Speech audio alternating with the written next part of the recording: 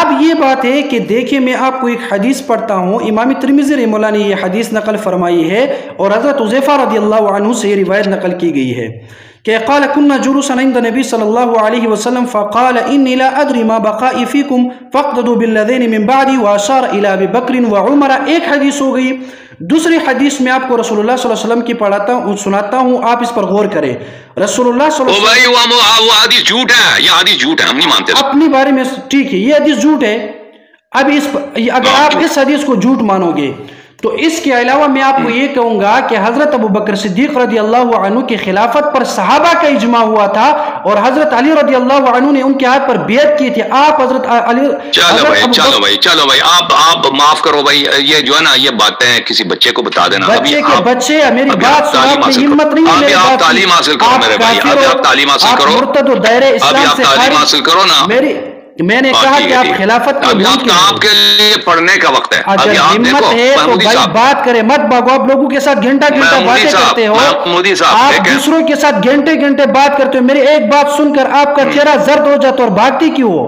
میرے سوال کا جواب دو. آپ مرتد ہو، خلافت کے منکر ہو. ابھی دیکھیں میرے سوال کا جواب دو. آپ خلافت کے منکر ہونے کی وجہ سے دائرہ اسلام سے خارج ہو، اپنا ایمان ثابت ٹھیک ہے بھائی. تم اب سن لو نا، ہماری بات بھی سن لو نا. ابھی آپ کے لیے مناظرہ کرنا بہت دور ہے. ابھی آپ اتنے لوگوں کے ساتھ مناظرہ کرتے ہو جن کے پاس دلائل نہیں ہے، میرے پاس دور ہے. آپ اپنے بڑے استاذ کو میرے سامنے لاؤ. دیکھیں آپ کو اتنا پتہ نہیں ہے کہ آپ اگر کسی فرقے کو کافر ثابت کرنا چاہتے ہیں تو اس کی اپنی کتاب سے ثابت کیا جاتا ہے. پہلے میں آپ کو ثابت کرتا ہوں کافر. آپ کی میں شیعہ ہوں نا، میں ہوں آپ کی کتابوں کو نہیں مانتا. تو ابھی آپ جو ہے نا، یہ ضروری نہیں کہ کوئی میرے کتابوں کو نہ مانے، وہ مسلمان ہی نہ ہو. آپ جا کے ابھی پڑھیں. پڑھنے کی بات نہیں ہے، یہ نہیں دعویٰ کرتا کہ میرے کتابوں کو جو نہ مانے وہ کافر ہے. یہ تو میرا دعویٰ نہیں ہے. میرا دعویٰ یہ ہے کہ آپ قرآن کے منکر ہیں. آپ کے والد صاحب مولوی ہیں کوئی؟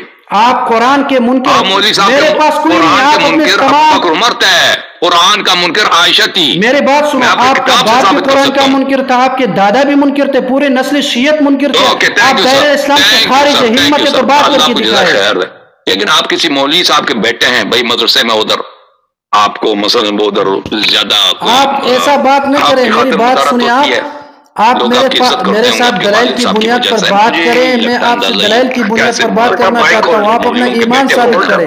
تو ان کے اولاد، ان کے لوگ ان کو بولتے نہیں، زیادہ کریں، تو اس طرح سے ان کی عادت ہوتی ہے.